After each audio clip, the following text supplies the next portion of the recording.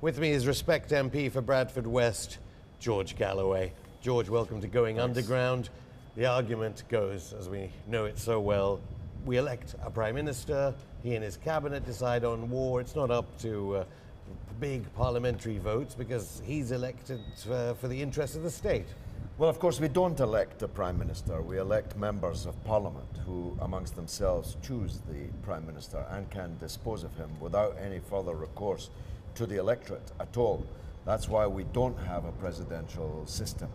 If you had one, if you had a written constitution in which these powers were clearly delineated, that would be one thing.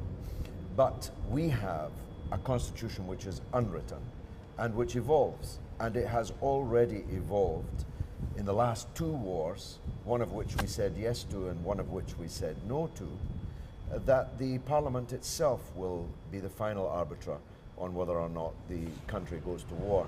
In fact, hitherto, the Prime Minister was exercising what's known as the royal prerogative. You see, theoretically, only the Queen can make war. She, over the course of centuries, or he, when it was a king, gave that power to the Prime Minister in his or her stead. But Mr. Blair changed the unwritten British Constitution. He still went to Buckingham Palace, presumably, for the Iraq War. Yes, but if the British Parliament had stood up and been counted in the way that they now wish they had, there would have been no British participation in the Iraq War. And thus, David Cameron, when he wanted to take us to war with Syria, made it clear that the Parliament would have to make the final decision. And when it voted against British involvement, the Prime Minister was very clear. He came to the dispatch box. Somewhat to my surprise, I wasn't 10 feet from his face when he said it. He said, that's it. The Parliament has spoken. Britain will not be involved in any military action against Syria. And I must tell you, my heart was never so filled with joy on any parliamentary occasion. So I don't think Parliament, having now got this power, is going to willingly or easily give it up. You know the old American song, how are you going to keep them down on the farm after they've seen Paris? Well, we've seen Paris, we've had the power, we're not going to give it away. In that instance, do you think David Cameron, as he was standing there, thought, right, there's a legal requirement that Parliament votes? Because, of course, as you said, it's an unwritten constitution. Indeed, there is no legal requirement. There was no requirement to have a vote, and there was no requirement to accept the vote. But the political realities and the parliamentary realities were that he could do no other. You see, in that debate on the Syria war, one could almost feel the House moving and turning. He lost the debate comprehensively from the first kick of the ball and right up until the final whistle. And it would have been political suicide for him inside his own party, inside the Parliament, and most especially inside the country. Because the country's public opinion, there was only 11% supporting a war on Syria. That means 89% of the people were not in favour of a war. You can't have a war with only the 11% support. David Cameron signalled that he would try and get some kind of act, some bill through about the need for a vote. And now he's saying no. Well, I think a signal in politics doesn't always really mean an intention, certainly in British parliamentary politics. He's playing to the backwoods of the right-wing Conservative Party, differentiating himself from the Liberal Democrat coalition partners and preparing a set of cards with which to go to the electorate, not very long distant from now. This is a government running out of time, running out of popular support, and riven with internal conflicts, not just on this, but on Europe and many other things. So I think it was just a bit of play acting by him. We'll see if I'm wrong. But I must tell you, if the British Parliament votes to give up the power to decide whether Britain goes to war or not, it's not a parliament worthy of the name. In that case, the whole idea of democracy itself, you're saying, is going to be affected. Unless we're going to have, and I've long campaigned for it, a written constitution, a Bill of Rights, and abolish the monarchy and have a president with executive authority, I would prefer that. And then you could have one man making the decision for a limited period of time, like President Obama has, to go to war or not. But if you don't have that, you can't have a Prime Minister who isn't elected by the whole country. He's only elected by 75,000 people in Oxfordshire.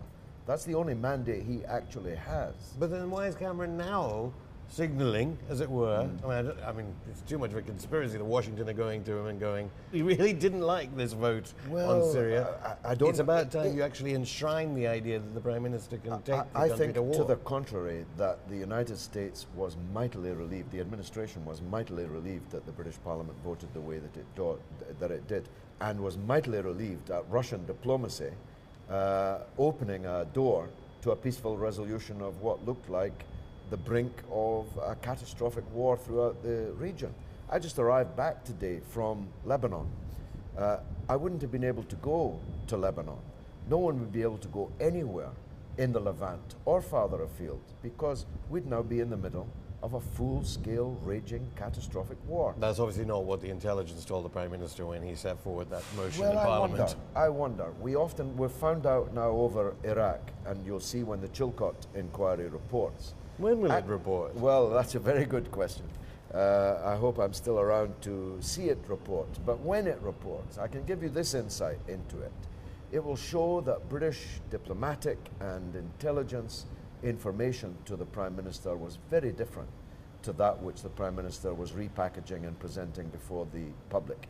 And I'm never one to speak up for intelligence services, but they have a right to be sore about how they were sorely misused by Tony Blair.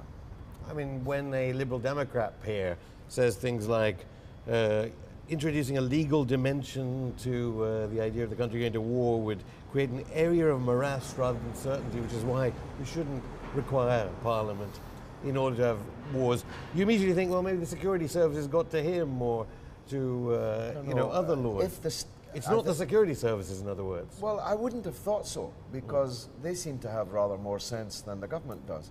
As do the American intelligence services seem to have rather more sense than their government does. And I never thought I'd find myself saying either of those two things. Actually, the real clear and present danger to Britain is its government. The clear and present danger to the United States people is its government. And the people that we employ to be experts in this field, we later find were giving the right advice to the politicians who weren't taking it.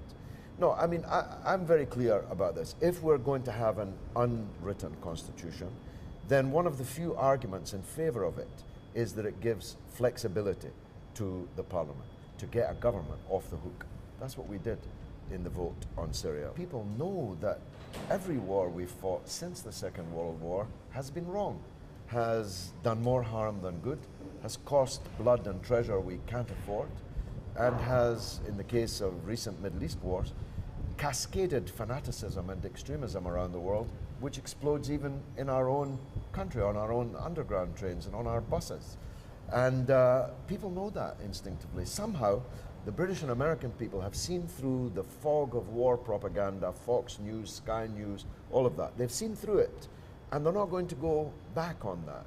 They realize that when British and American politicians tell them they need to go to war, they better pinch themselves and think not twice, but 102 before going along with such a proposition, because the wars were a blunder. You know, the French minister Talleyrand, when told of the death of a political opponent, Bismarck said it's a crime, but it's worse than a crime, it's a blunder. The Iraq war, the Afghan war, the proposed Syrian war would have been crimes, were crimes, but they were worse than crimes. They were a blunder. But the defenders of any policy to reduce the sovereignty of Parliament or kill off the sovereignty of Parliament when it comes to war say, if you do that, you're aiding the enemy because you're giving them time to regroup for the fight against British soldiers. Well, wars waged in haste are the worst wars of all. There's an ancient Chinese proverb in the Forbidden City. It was the motto of one of the great emperors, and it was, do nothing. Oftentimes, it's best to leave events to develop before making a judgment as rash as plunging into a war, because wars are very easy to start and very difficult to finish. The Afghan war has now lasted longer than the First and Second World Wars put together. And frankly, it's a long, long way from being finished. So that's hardly an argument for giving the Prime Minister unlimited, untrammeled power to take the country to war, that we can do it more quickly. After all, if that's what we'd done over Syria, we'd be in the middle of a war that demonstrably we didn't need to be in. because diplomacy is now fixing the problem that we were told we needed a war to They say the fix. threat of the war made that happen. Well, I just don't accept that. Isn't that what President Obama says and David Cameron says? Even if that were true, that's an argument for threatening war. It's not an argument for actually waging one. Thank you, George Galloway, for going underground. As always.